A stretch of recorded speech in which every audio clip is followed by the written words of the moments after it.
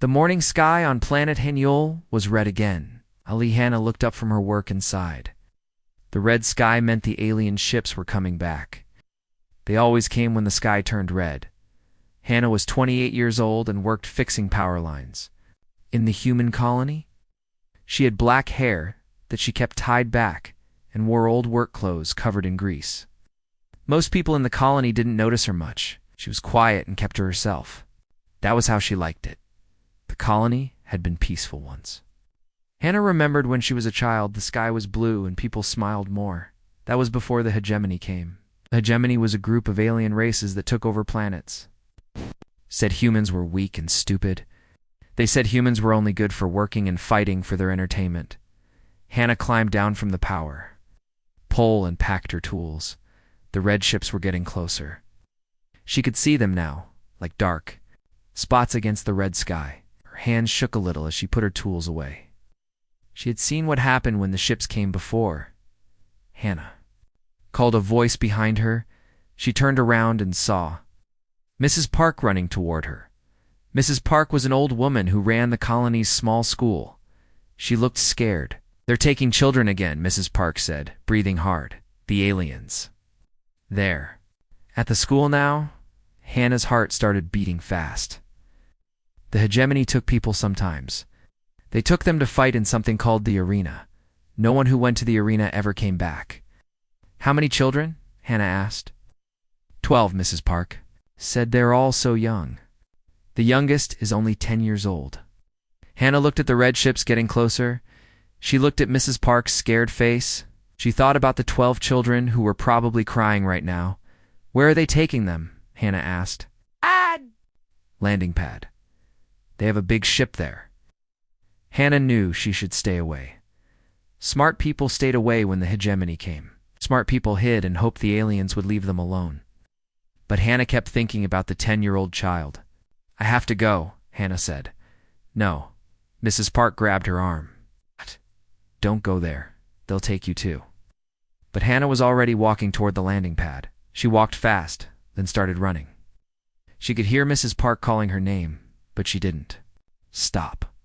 The landing pad was at the center of the colony. When Hannah got there, she saw the big alien ship. It was black and had no windows. Around the ship stood 6 aliens. They were tall and had green skin like snakes. They had long arms and yellow eyes. These were called hegemony soldiers. The 12 children stood in a line near the ship. Some were crying, so others looked too scared to cry. Hannah saw little Min-jae, the 10-year-old boy who always waved to her when she worked on the power lines. Near his house, one of the aliens was talking to the colony leader, Mr. Cho. Mr. Cho looked sick and scared. "Please," Mr. Cho was saying. "They're just children. They can't fight in your arena." The alien leader made a sound like laughing, but it was cold and mean. "That is not for you to decide, human. We need entertainment. Your children will learn to fight, or they will die trying." Hannah felt angry. She felt more angry than she had ever felt in her life. She walked closer to the group. "Stop," she said. Everyone turned to look at her. The alien leader's yellow eyes focused on her face. "What did you say, human?" the alien asked. "I said stop," Hannah repeated. Her voice was quiet, but everyone could hear her. "Don't take the children." The alien leader walked closer to her. He was much taller than Hannah. His green skin looked wet and shiny. "And what will you do to stop us?" he asked. Hannah looked at the children. She looked at little Min-jae. The boy was looking at her with hope in his eyes. "Take me instead," she said. The alien leader made that cold, laughing sound again. "You. Look at you. You are small and weak. You would die in the arena in 1 minute." "Maybe," Hannah said, "but I'm not a child. Take me instead of them." The other aliens started talking in their own language. It sounded like snakes hissing. Hannah couldn't understand what they were saying, but she could tell they were interested. In her, the alien leader held up his hand, and the others stopped talking. He walked in a circle around Hannah, looking at her like she was a bug. "What is your name, human?" he asked. "Lee, Hannah." "Well, Lee, Hannah, you are brave, but also very stupid." I stopped walking and looked at her face. "I am Vexstar. I choose who fights in the arena." and I think you would be interesting to watch. Vexstar looked at the children, then back at Hannah. I will make you a deal. You come with us to the arena. If you win your first fight, we will let these children go. If you lose, we take them anyway. Hannah knew it was a trap. She knew Vexstar was lying. But she also knew she couldn't watch the children get taken away. I agree, she said. Vexstar smiled, showing sharp teeth. Excellent. You see, humans, this is what we call entertainment. This small female thinks she can save her young ones. We will see how long she lasts. 2 alien soldiers grabbed Hannah's arms. She didn't fight them. She looked at the children one more time. Don't be scared, she told them. Everything will be okay. Little Minjae started crying. Don't go, miss. Hannah. But the aliens were already pushing her toward their ship.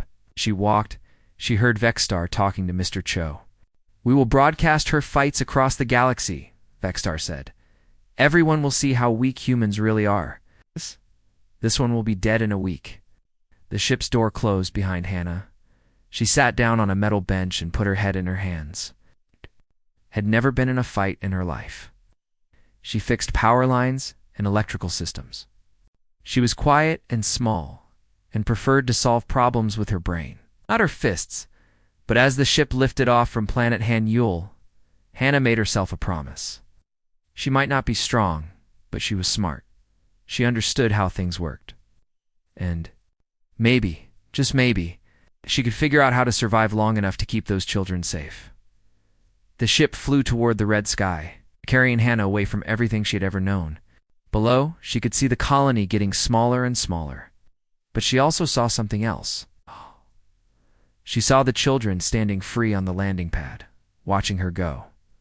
That made her feel a little better. At least for now, they were safe. The ship flew into space, toward whatever waited for her in the arena. The alien ship flew for 3 days before it reached the arena planet. Hannah spent the time in a small metal room with no windows. The aliens gave her water and strange food that tasted like cardboard. She was scared, but she tried not to show.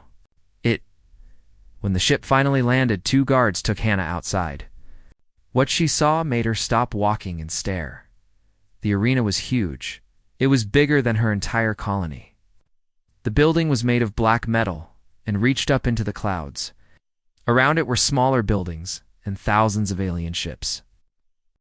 Not just an arena. This was a city built for fighting. Move, human, one of the guards said, pushing her forward. They walked through busy streets filled with aliens. Some had green skin like snakes. Others had blue skin and forearms. Some looked like giant insects. They all stopped to stare at Hannah as she walked by. Many of them laughed and pointed at her.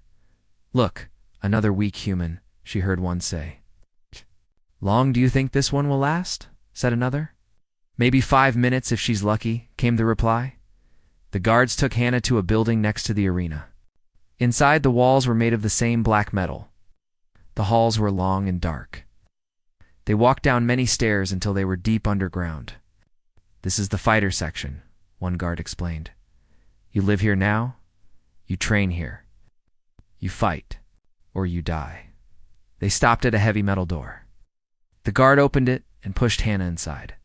The room was small, with a bed, a sink, and a toilet. There were no windows. Someone will come get you tomorrow, the guard said. Try to sleep, you'll need it. The door closed with a loud bang. Hannah heard the lock click. She sat on the bed and put her head in her hands.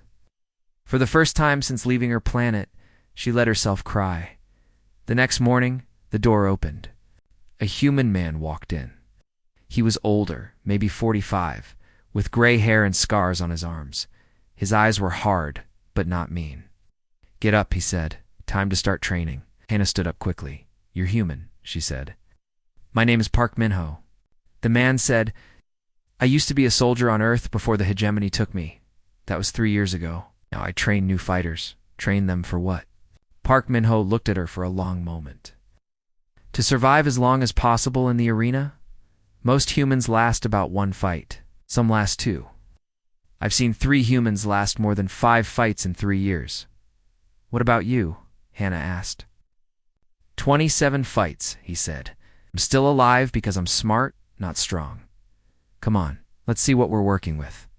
He led Hannah through more dark hallways to a large room filled with exercise equipment. Other humans were there, all training. Some were lifting weights. Others were practicing fighting moves. They all looked tired and scared. This is Lihana, Park Min-ho announced. She just arrived yesterday. A woman with short black hair walked over to them. She had muscles and several scars on her face. I'm Kim Ju-won, she said. I was a resistance fighter before they caught me. I've had 4 fights so far. Resistance fighter? Hannah asked. I fought against the hegemony on my planet, Ju-won explained. We tried to stop them from taking our people. It didn't work very well. Park Min-ho clapped his hands. Enough talking, Hannah. Show me what you can do. Try to hit this bag. He pointed to a large bag hanging from the ceiling. Hannah walked over to it and punched it. The bag barely moved. Her hand hurt. Again, Park Min-ho said. Hannah punched the bag. 10 more times. Each time, the bag moved less than before. Her hands were starting to turn red. Stop, Park Min-ho said. This is not going to work. What do you mean? Hannah asked. You're not a fighter, he said. You're too small, too weak. If you try to fight like the others, you'll be dead in 30 seconds. Hannah felt her heart sink. Then what can I do? Park Min-ho walked around her in a circle, looking at her carefully. What did you do before you came here? I fixed electrical systems, power lines, generators, things like that. An engineer, Park, Min-ho said, nodding. That's interesting. Tell me, when you fix something that's broken, do you try to force it to work? Johanna said. I figure out why it's not working first. Then I find the easiest way to fix it. Exactly. Park Min-ho smiled for the first time. Solve problems with your brain, not your muscles. That's how you're going to survive here. Over the next few days, Park Min-ho taught Hannah a different kind of training. Instead of learning to punch and kick, she learned to watch and think. He showed her videos of old arena fights. Look at this alien, he said, pointing at the screen. He's very strong, but see how he always attacks the same way. He's predictable. Hannah watched carefully. The alien did attack the same way every time. First left, then right, then a big swing with both arms. If you know what he's going to do, you can avoid it, Park Min-ho explained. But how do I beat him? If I can't hurt him, you don't have to hurt him directly, Park Min-ho said. Look at the arena. See all those machines and systems? What if you could use them? Hannah looked at the video again. The arena had moving walls, lights, and what looked like heating and cooling systems. She started to understand. The arena is like a big machine, she said slowly. Very good. And what do you know about machines? They all have weak points. They all have ways to control them. Park Min-ho nodded. Now, you're thinking like a survivor. That evening, Hannah met a young man named Choi Do-yeon. He was only 19 and very thin. He looked scared all the time. I work in the technical department, he whispered to Hannah when no one was looking. I fix the arena's computers and systems. Why are you telling me this? Hannah asked. Because I want to help, Do-yeon said. I've seen too many humans die in there. Maybe if someone finally wins, things will change. What kind of help can you give me? Do-yeon looked around to make sure no one was listening. I can tell you how the arena systems work. The guards think I'm just a stupid human who fixes their machines. They don't know I understand everything. It's dangerous for you, Hannah said. Everything is dangerous here, Do-yeon replied. But doing nothing is the most dangerous thing of all. 2 weeks after arriving, Hannah had her first fight scheduled. She was nervous but felt more prepared than when she first arrived. Had taught her to think differently about fighting. Kim Gi-won had taught her some basic moves to avoid getting killed quickly. And Choi Do-yeon had explained how the arena's basic systems worked. The night before her fight, Park Min-ho sat with her in her room. Remember, he said, you're not trying to win by being stronger. You're trying to win by being smarter. Use everything you know about systems and machines. What if I can't figure it out in time? Hannah asked. Then you die, Park Min-ho said honestly. But I don't think that will happen. You have something most fighters don't have. What's that? You see things differently? When other people see an arena, you see a machine. When other people see a fight, you see a problem to solve. That's your strength. Hannah nodded. She was still scared, but she felt ready. Tomorrow, she would find out if thinking like an engineer could keep her alive in a place designed for warriors. Outside her room, she could hear the sounds of the arena city. Aliens were getting excited about tomorrow's fights, as they expected. To see another human die for their entertainment? But Hannah had other plans. Hannah's first fight was against a blue alien with 4 arms. The alien was twice her size and had sharp claws on each hand. When Hannah walked into the arena, the crowd of aliens laughed and made jokes about how quickly she would die, but Hannah didn't. Listen to them. She watched the arena carefully. Park Min-ho had taught her to study everything before fighting. The arena was set up like a factory floor with moving machines and metal platforms. There were steam pipes, electrical cables, and heavy machinery everywhere. The 4-armed alien charged at her right away. Hannah rolled away and hid behind a large machine. The alien's claws hit the machine and got stuck for a few seconds. That gave Hannah time to think. She noticed that one of the steam pipes was loose. If she could make the alien hit it, hot steam would spray everywhere. She ran toward the pipe, and the alien followed her. Just as he swung his claws, Hannah ducked. The alien hit the pipe instead of her. Hot steam filled the air. The alien couldn't see where Hannah was. While he was confused, Hannah found the electrical control panel for the moving platforms. She had learned about these systems from Choi Do-yan. She pressed several buttons quickly. A heavy platform dropped from the ceiling and hit the alien on the head. He fell down and didn't get up. The crowd went silent. They had expected the small human to die in 30 seconds. Instead, she had one. Her first fight without throwing a single punch. After the fight, Park Min-ho was waiting for her in the fighter area, looked proud but also worried. That was smart thinking, he said.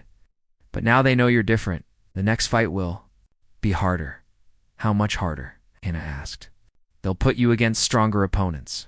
They'll change the arena so you can't use the same tricks. Over the next month, Hannah had 3 more fights. Each time, she won by using the arena's systems against her opponents. She beat a snake-like alien by turning on the arena's freezing system. She defeated a rock creature by using acid from the cleaning pipes. She won against a flying alien by cutting the power to the arena's lights. After each victory, alien crowds got angrier. They had come to watch humans die, not win. But they also became more interested in her. Some aliens started betting on how long she would survive. Vexstar, the alien leader who had brought Hannah from her planet, was not happy. He called her to his office after her 4th victory. "You are becoming a problem, human," he said. His yellow eyes looked angry.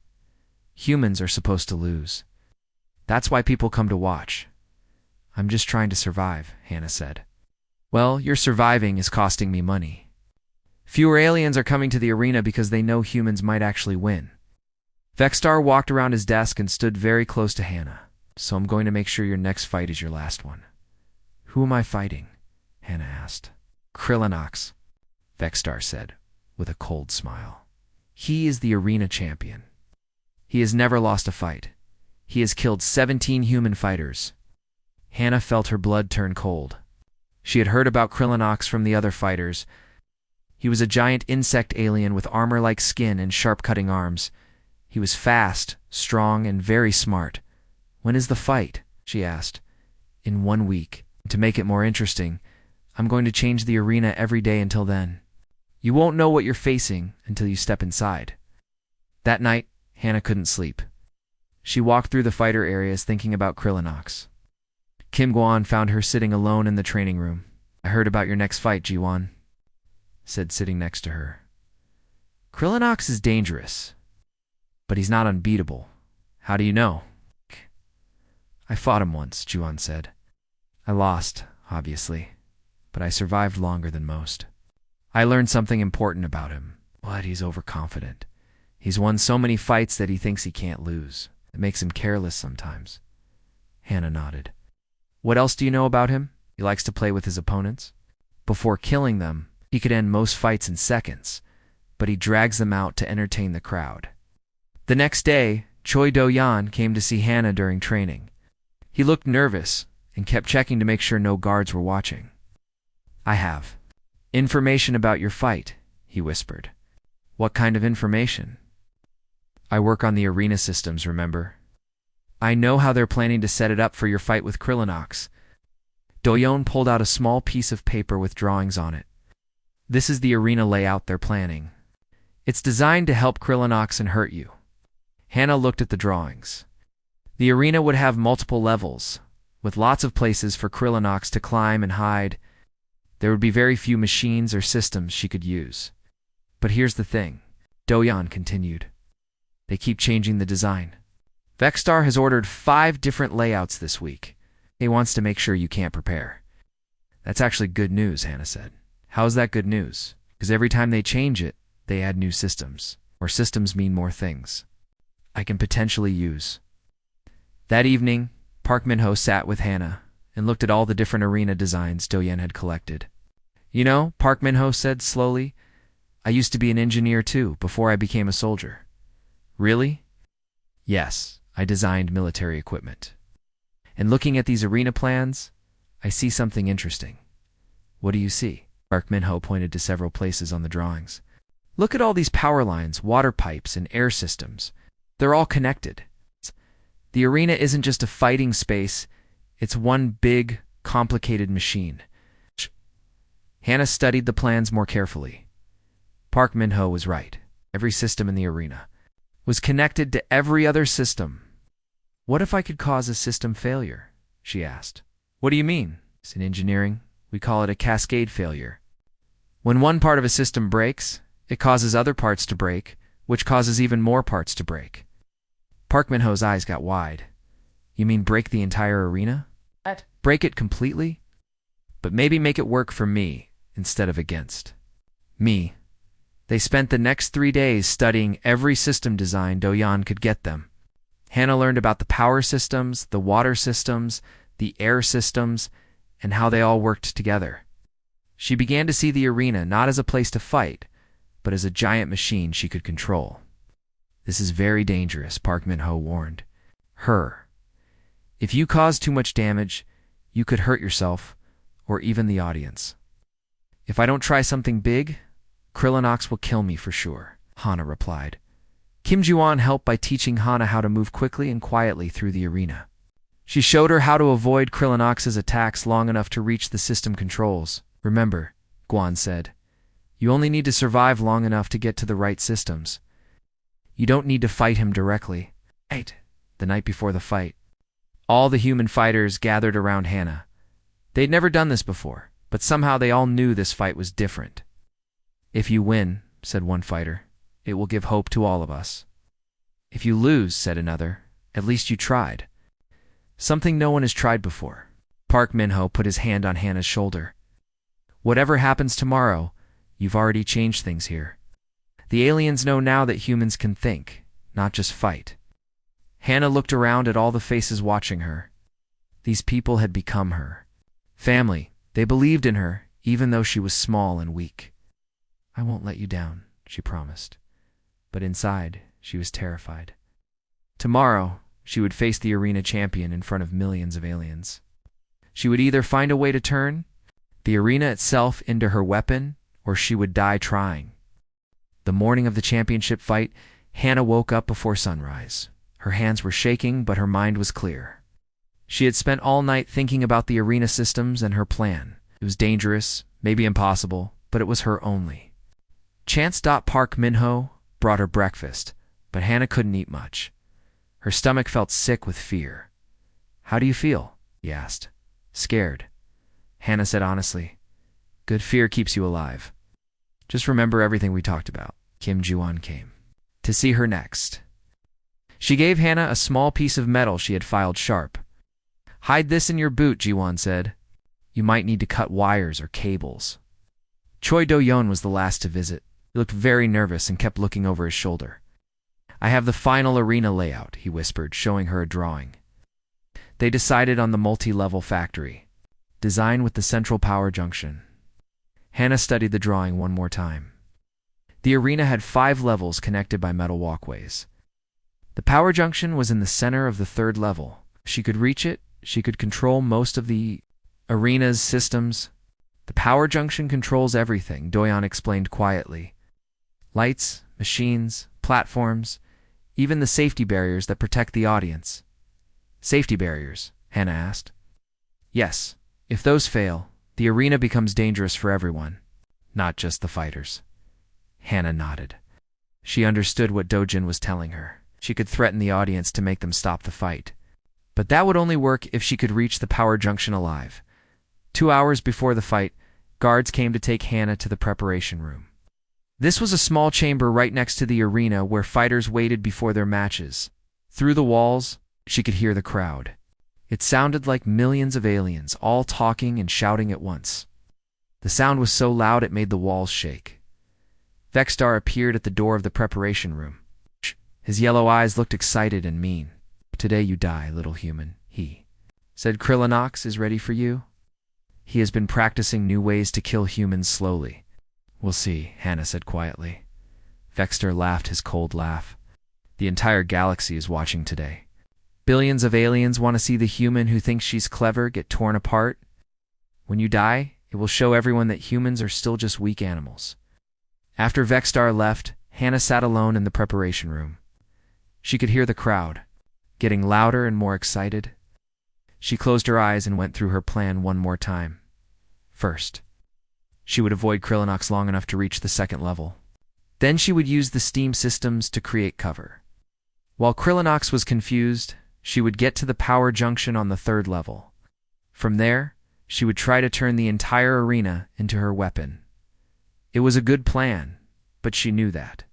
Plans often failed when the fighting started.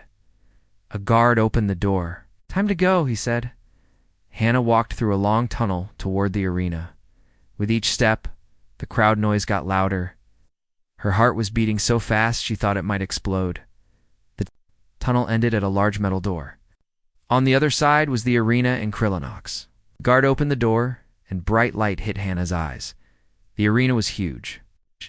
It looked exactly like the drawings Doyon had shown her, but seeing it in real life was different. The metal walkways and platforms seemed to go up forever. Machines and pipes covered every surface. In the center of the third level, she could see the power junction, a large metal box with cables and wires going in every direction. But what made Hannah stop walking was the crowd. The arena was surrounded by seats filled with aliens. There were more aliens than she had ever seen in one place. They were all different colors and shapes, but they were all looking at her and making noise. When they saw her step into the arena, the crowd went completely silent. Hannah was small and thin. She wore simple fighting clothes and had no weapons. Compared to the huge arena and the millions of watching aliens, she looked like a tiny bug. The silence lasted for 10 seconds. In those 10 seconds, Hannah could hear her own heartbeat. She could hear the machines in the arena humming. She could even hear the wind blowing outside the arena. Then the crowd exploded with noise. But this time, they weren't cheering. They were screaming with laughter and making jokes. "Look how small she is. She won't last 10 seconds. Krillinox will step on her like an insect." Another door opened on the opposite side of the arena. Krillinox stepped out. He was everything the other fighters had said he would be. He stood 3 times taller than Hannah and was covered in shiny black armor that looked like an insect's shell. His arms ended in sharp blades instead of hands. His eyes were red and looked at Hannah like she was already dead. Krillinox made a sound, like clicking and hissing. The crowd cheered when they heard it. "He says you smell like fear, human," announced Vexstar's voice over the arena speakers. "He says he will cut you into small pieces very slowly." The arena bell rang. The fight had started. Krillinox moved faster than Hannah expected. He jumped from the ground level to the second level in one leap. Hannah barely rolled away as his blade arms cut through the metal floor where she had been standing. She ran toward the nearest machine, a large generator with spinning parts. Krillinox followed her, but he was too big to fit between the machines easily. This gave Hannah a few seconds to think. She remembered what Kim Ju-won had told her. Krillinox liked to play with his opponents. He could have killed her already, but he was taking his time. He wanted to make the fight last longer for the crowd. Hannah used this to her advantage. She ran from machine to machine, always staying just out of reach. Each time Krillinox's blades hit a machine instead of her, she learned something new about the arena's layout. The crowd was getting bored. They wanted to see blood, not a chase scene. "Fight, you coward!" Some aliens shouted at Hannah, but Hannah wasn't trying to fight. She was trying to get to the power junction. She climbed up to the second level using a metal ladder. Krillinox followed her icily. On the second level, Hannah found what she was looking for: the steam pipes that Do-Yan had told her about. She took the sharp metal piece Kim Ju-won had given her and cut into one of the pipes. Hot steam shot out everywhere. The second level filled with white clouds. Krillinox couldn't see where Hannah was. While he searched for her in the steam, Hannah climbed to the third level. She could see the power junction ahead of her. It was only 20 meters away, but Krillinox was smart too. He figured out what Hannah was doing, jumped up to the third level and landed between Hannah and the power junction. "Clever little human," he said in perfect human language. His voice sounded like metal scraping on stone, but not clever enough. He raised his blade arms to cut Hannah in half. Hannah looked at Krillinox. She looked at the power junction behind him. She looked at all the cables and wires running through the arena, and suddenly she smiled. "You're right," she said. "I'm not clever enough to beat you in a fight." Krillinox looked confused. Why was the human smiling? "But I am clever enough to turn this entire arena into my weapon," Hannah continued. She pulled a thick power cable from the wall next to her. Sparks flew everywhere. Lights began flashing on and off throughout the arena. Krill's not realized what she was doing. He rushed toward her with his blades ready to strike, but Hannah was already connecting the power cable to a water pipe. Electricity ran through the water system. Every metal surface in the arena became charged with power. Krillinox's metal armor touched an electrified walkway. Blue lightning covered his entire body. He screamed and fell to the ground, shaking. The crowd went silent again. But this time, it wasn't the silence of boredom. It was the silence of shock and fear. Because for the first time in the arena's history, a human had just defeated the champion. The arena stayed silent for almost a full minute after Krillinox fell. Millions of aliens stared at the small human woman standing over their greatest champion. Some couldn't believe what they had just seen. Others were too shocked to make any sound. Hannah stood on the third level, breathing hard. Her hands were still shaking from the electricity that had run through the cables. Krillinox lay on the metal walkway below her, alive but unconscious. Blue. Sparks still danced across his black armor. Then one alien in the crowd started shouting. Then another. Soon the entire arena was filled with noise, but it wasn't cheering. The aliens sounded angry and confused. Impossible. Someone screamed. "The human cheated," shouted another. "This cannot be real." Vexstar's voice came over the arena speakers. He sounded angry and embarrassed. "The fight is over," he announced. Lee Hannah has won. The crowd got even louder. Some aliens were throwing things at the arena. Others were demanding their money back. They had come to see a human die, not to see their champion defeated. Guards rushed into the arena to take Hannah away. But as they led her back through the tunnel, she could hear something new in the crowd noise. Some aliens weren't angry. Some sounded excited. A few were even cheering for her. Back in the fighter area, Park Min-ho, Kim Ju-won, and Choi Do-yoon were waiting for her. When they saw her walk in alive, they all started talking at once. "You did it, Park," Min-ho said, grabbing her shoulders. "You actually beat Krillinox." "How did you think of using the power system like that?" asked Do-yoon. "Are you hurt?" Kim Gwon wanted to know. Hannah sat down on a bench. She felt tired and empty. "Can't believe it worked," she said quietly. "It more than worked," Park Min-ho said. "You just changed everything." "What do you mean?" "Think about it. Billions of aliens across the galaxy just watched a small human defeat their greatest warrior. They watched you use your brain to solve a problem that seemed impossible." That evening, Vexstar came to see Hannah in her room. He looked very unhappy. "Congratulations," he said, but his voice was cold. "You have caused me many problems today." "I just did what you asked," Hannah said. "I fought in your arena. Yes, but you weren't supposed to win. Do you know what has happened since your fight ended?" Hannah shook her head. 3 alien species have canceled their agreements to join the hegemony. They say if humans can be so clever, maybe they are not as weak as we told them. My superiors are very angry with me. Vexstar walked closer to Hannah. "But I have good news for you. As the arena champion, you have earned your freedom. What about this place? What about the other humans? They stay here. Only the champion goes free." Hannah thought about this for a moment. She thought about Park Min-ho, who had taught her how to survive. She thought about Kim Gi-won, who had helped her learn to fight. She thought about Choi Do-yen, who had risked his life to give her information. "No," she said. Vexstar looked surprised. "What did you say?" "I said no, I'm not leaving without the others. You don't understand, human. This is not a choice. You won your freedom. The others did not. Then I guess I'll stay here too." Vexstar stared at her with his yellow eyes. "You are very foolish. Most beings would take their freedom and run." "I'm not most beings," Hannah said. The next few days were strange for everyone in the arena. News of Hannah's victory had spread across the galaxy.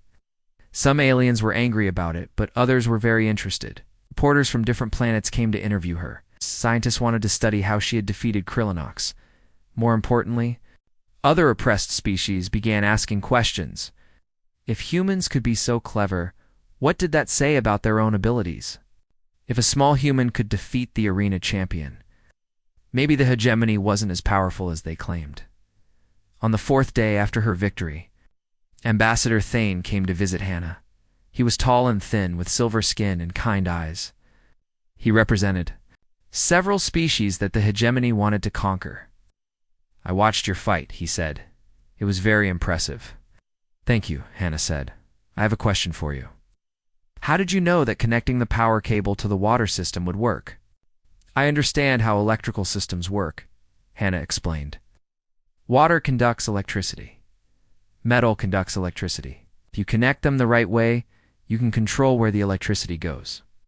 But that knowledge came from your education as an engineer, correct?" "Yes." Ambassador Thane nodded thoughtfully.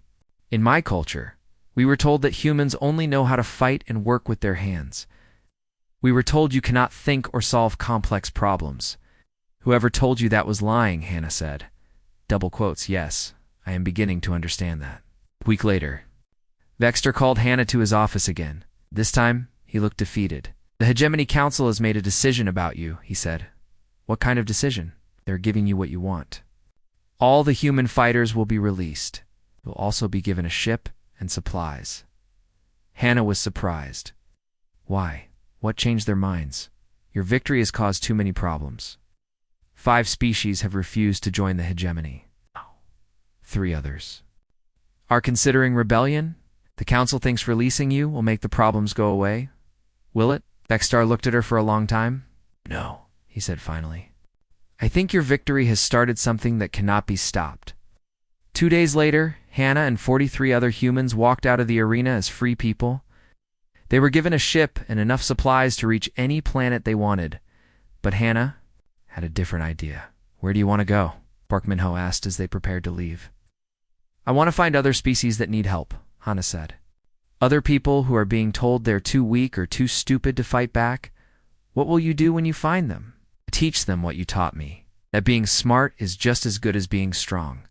That every system has weak points. That thinking differently can be the greatest weapon of all."